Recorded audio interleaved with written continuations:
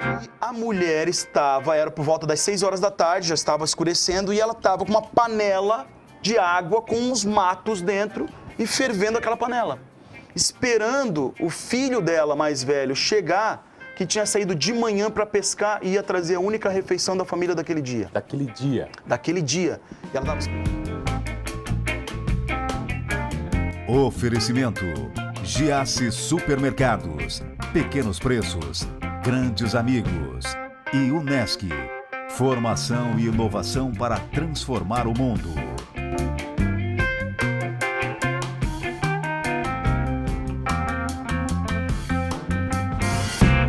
Olha, o cara é missionário, já viajou o mundo em missões humanitárias, é cantor. Posso dizer que é cantor gospel, Hugo Cruz? Cantor gospel. Gospel, é isso? Você é mais missionário ou mais cantor? Eu sou mais professor de inglês, na verdade. Que não tem nada a ver com a história. É, bem assim, né? Não, se eu fosse definir o meu perfil mesmo, eu acho que eu seria uma mistura desses três aí, cara. A música tá sempre comigo por causa da igreja, né? Desde novo, sempre, na música. Sempre teve você? Desde os 11, 12 anos de idade. Mas a igreja sempre esteve na sua vida? A igreja desde os meus 10 anos de idade, sempre, né? E a música veio através disso. E missões também, em decorrência da questão da igreja, também veio, essa questão da missão humanitária e tudo mais. E como resultado disso tudo, o aprendizado do inglês, que acabou se tornando a minha profissão. Ou seja, na verdade, nas missões você precisa da língua inglesa. Precisei me preparar, né, para poder ir. Aprendi o inglês antes. Aprendi o inglês em 6 meses, cara. Inglês de colégio não, né? Era um pouquinho melhor. Não, foi um intensivo, foi um seminário que eu fiz, um curso preparatório para ir para a Bósnia, para ir para a missão a primeira vez. E aí eram 6 meses intensivos, todos os dias. Explica para quem está em casa, você foi para a Bósnia em 2001. 2001. Ou seja, era um mundo muito diferente naquela época, principalmente na Bósnia. Isso, em função do pós-guerra, né? Que a guerra tinha acabado há poucos anos, né? A guerra que foi de 92 a 95, o ápice da guerra, né? Na Bósnia e Herzegovina. E aí, claro, você tem um longo período de tempo para que se reestruture e tudo mais. Então, e eu fui para lá logo em 2000 e, se eu não me engano, 2002 foi a época que eu fui para lá. Mas por quê, cara? Por que você escolheu a Bósnia? Então, ela caiu no meu colo, assim, né? Igual uma bomba no colo? Não dá pra fazer referência, né? É um trocadilho. É um trocadilho bem ruim, né, cara, nesse tipo de assunto. Melhor dizer que eu caí de paraquedas, então, na Bósnia, né? Digamos assim. Cara, eu trabalhava aqui numa empresa na cidade, era moleque novo, 19 anos, e só que insatisfeito com o meu estilo de vida. Tinha até a possibilidade de me dar bem na empresa, tinha mesmo, os proprietários me adoravam, gostavam muito de mim e tudo mais, mas eu sentia que eu queria fazer alguma coisa a mais da minha vida. Faltava alguma coisa? Mais do que ir no show do Matusa, né? Que naquela época era isso, né? Não, que tinha. Era top, era top. Sim. Matusa na fumaça. Matusa tu fala mal, né? Nem pelo amor de Deus. Mas foi propaganda, pelo menos. Matusa na fumaça, a loucura que era. Não, mas eu queria algo mais daquilo que eu vivia aqui, entendeu? Eu nem ia na Matusa, na verdade. Sempre fui de igreja, né? Então não. Mas digo assim... Conheci um monte de igreja que era.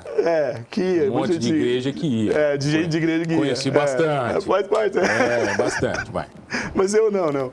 Mas de qualquer maneira, nada a ver, claro, brincadeiras à parte, né? Eu queria algo a mais pra minha vida, né, cara? E aí foi onde eu resolvi pesquisar, procurar alguma coisa que eu pudesse me encaixar aí pra poder fazer diferença. E aí você descobriu as missões? E aí, cara, eu fiquei sabendo dessa organização chamada Operação Mobilização, tá? Que é uma ONG que tem base em mais de 100 países no mundo e tem um centro de treinamento em São José dos Campos, aqui no Brasil. E aí eu fui para lá, para esse centro de treinamento, e eu fiquei 1 ano nesse centro de treinamento, tá? Então, em São José dos Campos. Sem salário, sem nada, sem grana, sem lenço, sem documento. Na época, minha mãe morava nos Estados Unidos, então ela mandava uma mesada para mim todo mês para pagar meu sustento nesse seminário. Alimentação e roupas, basicamente? Basicamente, né? Pagava lá a hospedagem, né, do local, o curso em si, né? Nesse período de 1 ano, eu fiz 6 meses de inglês. Tá, mas o que vocês aprendiam num ano de treinamento? Então, a gente está se preparando, na verdade, quando você vai para um seminário como esse, específico para missões, você se prepara para aquilo que você vai encontrar lá fora. Então, se estuda um pouco de antropologia, se estuda um pouco das religiões Eu fui para a Bósnia é um país de maioria muçulmana. Não sei se você sabe. Choque cultural absurdo. Então você trabalha sobre isso, sobre a questão de choque cultural, a questão de conhecer bem a tua base bíblica, porque você vai não para lá para converter as pessoas. Você não vai doutrinar ninguém. Não é a principal meta, né, cara? A gente vai para lá para trabalhar, para ajudar, né, as pessoas dentro da realidade que eles viviam. Mas, claro, dentro de princípios que a gente considera ser princípios cristãos, princípios que a gente acredita, né, dentro da nossa base bíblica. Então, também há essa preparação para tu não chegar lá e falar besteira, né? Mas, Hugo, uma coisa é você fazer uma preparação e alguém te dizer que o lugar que você vai é assim, aconteceu isso. Outra coisa é você chegar lá. Então, pois é, como foi que aconteceu isso? Assim, ó, eu não tinha nenhum lugar para ir. Quando eu cheguei a fazer esse seminário, eu não sabia de Bósnia. Não sabia nem que Bósnia existia, tá? Aí, coincidentemente, o líder da missão da Bósnia, olha só que interessante, eles fizeram um estudo e identificaram que a cultura brasileira é a cultura que mais se aproxima da cultura bosniana. Seria mais fácil um brasileiro se adaptar bem a lá. Então ele veio ao Brasil, sabendo que nós estávamos chegando ao fim do seminário aqui, ele veio para recrutar brasileiros para levar para lá e trabalhar lá. Eu sabia que lá eles tinham, de cara, interesse em jovens que trabalhassem com esporte, que soubessem, né, bem do idioma, trabalhassem com jovens, e eu adorava isso, né? O idioma local o que é? Bósnio? Sérvo-croata. Fácil. Ma nije baš lako. Ja mogu pričati zato što ja sam živio 4 godine tamo, ali to nije baš lako, znaš. Demorou para aprender? Então, na verdade, foi muito interessante isso, porque quando eu cheguei lá na Bósnia, cara, eu fui diretamente morar com uma família de bosnianos, um casal de senhores que não falavam absolutamente nada de português e nem de inglês. Caraca, que desafio, hein? Então eu cheguei lá no meu primeiro dia, à noite, chovendo, e eu fui para essa casa lá em cima de um morro e um matagal do lado do outro, que no outro dia eu fiquei sabendo que esse matagal era um cemitério. E na hora eu não sabia. Então, ainda bem que não viu. Ainda bem que eu não sabia de cara, né? Depois é que fui me acostumando. Mas eles moraram no fundo de um cemitério e não falavam completamente nada de português e nem de inglês. A minha professora só falava inglês, não falava português. Então eu tive que aprender durante 3 meses sérvo-croata através do inglês. Entendeu? Então, por exemplo, a mulher pegava e falou assim, ó, cup, chash. Aí eu tinha que saber que chash era cup e cup era xícara. Então foi legal. 3 idiomas na cabeça. Então foi legal porque, claro, isso me fez evoluir muito Você no inglês. muito mais rápido. E também no próprio inglês, porque eu tinha que ir buscar, né, esses recursos. Eles foi são bem louco. Hospitaleiros? Te receberam bem? Como é que foi? Demais, cara. O bosniano é incrível, cara. É o povo mais fascinante que eu já conheci. E olha que eu já tive em 13 países, cara. Então, tipo assim, mas o bosniano é incrível. Primeiro que você vai na casa de um bosniano, cara, você chega 4 horas da tarde na casa dele. Ele começa a te servir comida. Ele dá o que ele tem e o que ele não tem, cara, mas você vai comer na casa de um bosniano. E se não comer, desfeita. É muita desfeita, é muita desfeita. Tem que comer tudo. Né? Isso. E tem outra, né, cara? Eles fumam dentro de casa. A beça, fumam adoidado, assim. Não tem nada, não tem critério, cara. Então você tá numa neblina e comendo, e numa neblina dentro dessa cozinha. É muito louco, cara. Depois você se acostuma, mas no começo é um desafio.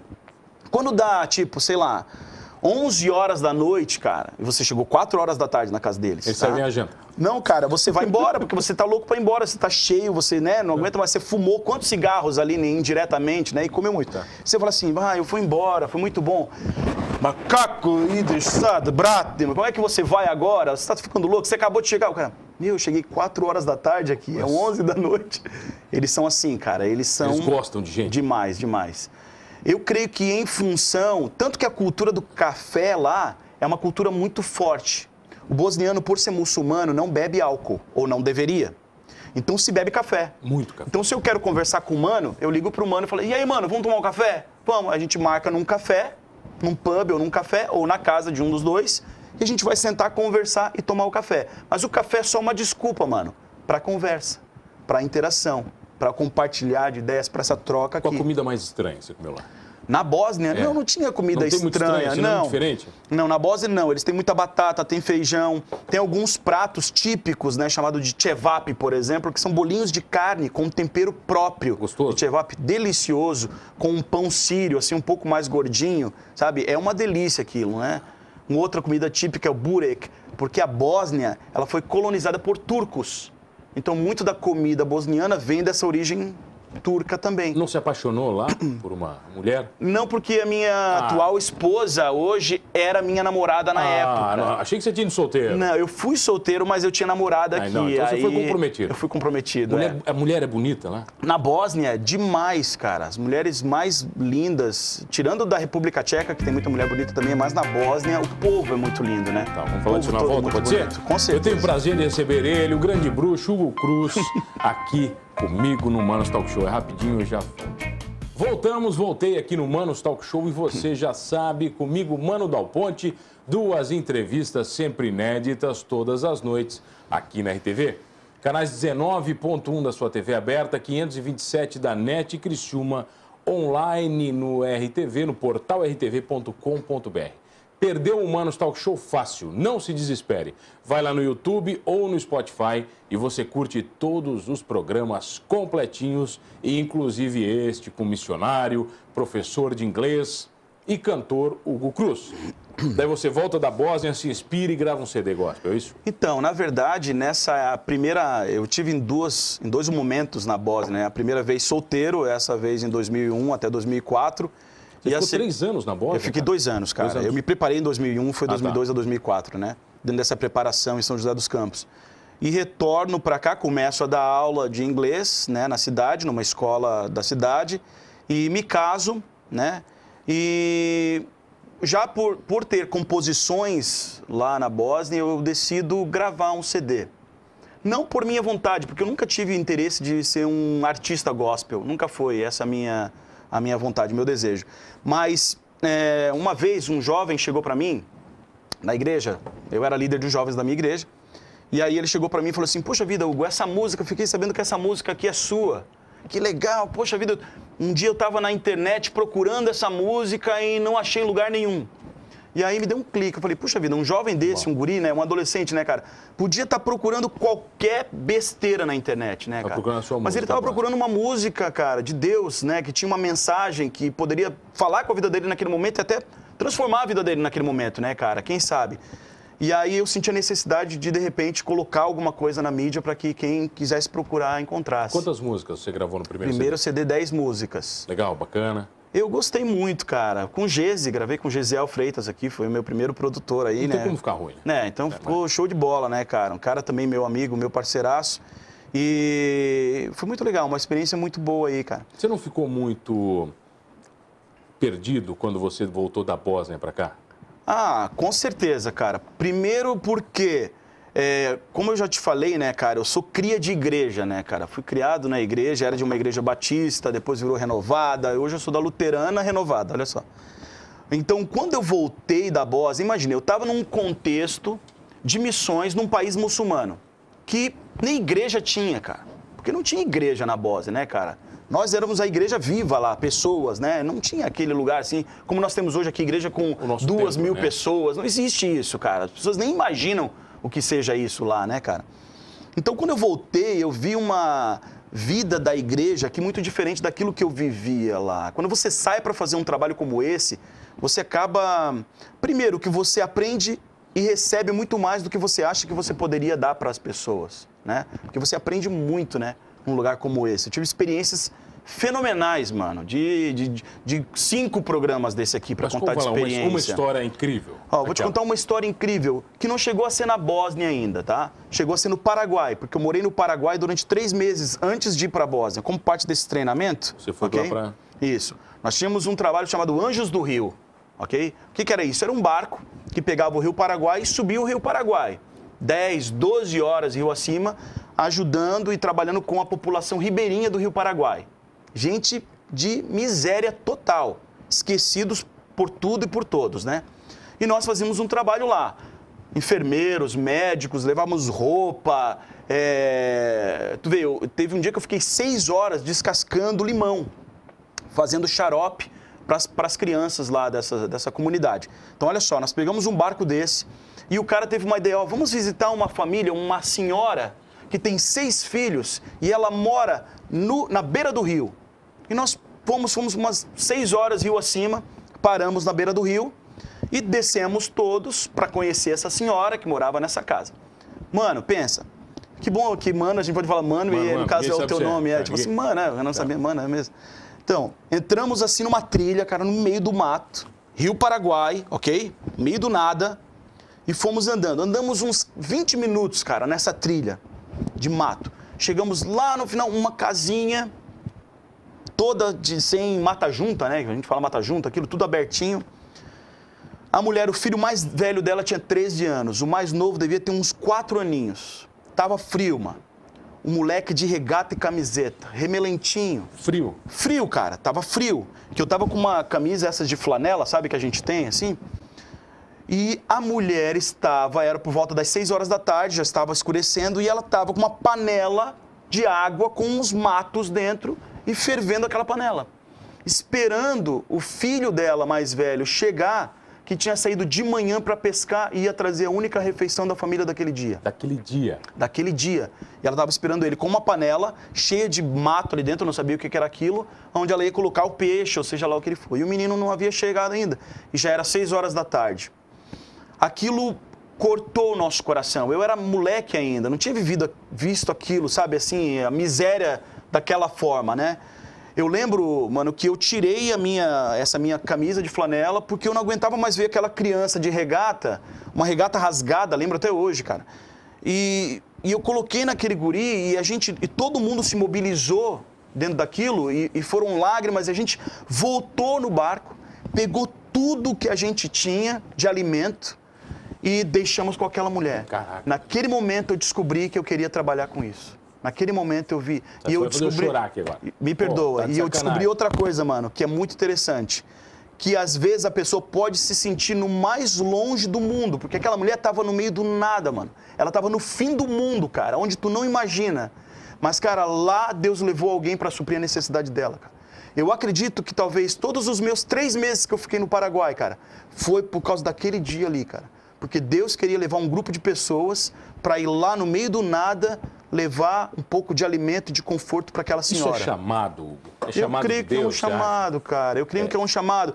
É um chamado para todos. A gente tem chamado não só para isso. Claro que eu estou falando aqui de um trabalho transcultural. Eu estou falando de coisas que a gente demanda um preparo maior. Eu não posso ir para a Bósnia se eu não aprender inglês. Então tem que me preparar. Não, você não pode chegar e ir para lá do nada, né? Também, não é assim. Mas existem coisas que a gente pode fazer hoje aqui. Vou dar um exemplo, mano. Sabe o que a gente está fazendo? Ontem à noite, cara. Sabe onde é que eu estava ontem à noite? Estava frio ontem à noite, tá, cara? Tava frio. A gente foi no São Simão, estava 11 graus no São Simão, tá? Tava friozinho. Nós estamos indo na frente dos apartamentos, dos prédios, de algumas pessoas, principalmente idosos, que não podem ir na igreja, que estão em quarentena há meses até, e a gente está indo e cantando, fazendo uma serenata gospel, cara. A gente está cantando alguns cânticos para aquela pessoa, para trazer conforto, e a gente faz uma oração por elas na janela, a gente não entra. Pô, eu imagino a felicidade que vocês levam junto. Cara, é tremendo. Ontem eu chorei, cara. Nós fomos na casa até de uma pediatra que teve corona e foi curada. E nós fomos na frente do apartamento dela, aqui na Marcelo Lodete. E é impressionante, mano, ver assim, ó, a quantidade de pessoas que vão na janela, tá? Enquanto a gente canta esses louvores, elas ficam lá nos ouvindo e a gente ora. E quando a gente vai embora, cara, é uma gratidão tremenda dessas pessoas, muitas dizendo obrigado, obrigado, e batendo palmas. E ali, cara, eu me emocionei, eu entrei no carro, comecei a chorar de gratidão a Deus, por ver como pequenas ações podem transformar a vida de uma pessoa, o dia de uma pessoa. Você acha que a sua missão acabou? Não. Nunca vai acabar? Nunca vai acabar. Existem coisas que são assim, por exemplo, claro, hoje eu sou casado, eu tenho um filho de 11 anos, uma filha que vai fazer 6 anos, tem muita coisa, e a condição financeira também, né, cara, que a gente acaba tendo, é mais difícil hoje, né? Olha o dólar, a alta que tá o dólar, como é que você vai manter uma família toda lá na Bósnia? Você tem que ter recurso, né, cara? Então hoje eu vejo mais uma dificuldade maior para eu retornar à Bósnia, por exemplo. mas nada me impede de fazer trabalhos como esse que muita gente está fazendo aqui mesmo. Do lado da sua casa. Na nossa cidade, Hugo, entendeu? A pessoa que quer bater um papo contigo, te acha onde? Me acha no Instagram, @Hugo Rafael Cruz, Fácil. com 2 Es. 2 Es? É isso aí. Pra ficar chique. É isso aí, Hugo Rafael Cruz. Que prazer ler esse ver. Prazer foi meu amigo. Prazer ter você comigo todas as noites. Não esqueça de uma coisa, encontrando ou não a sua missão, somos todos humanos. Oferecimento: Giasse Supermercados, pequenos preços, grandes amigos. E Unesc, formação e inovação para transformar o mundo.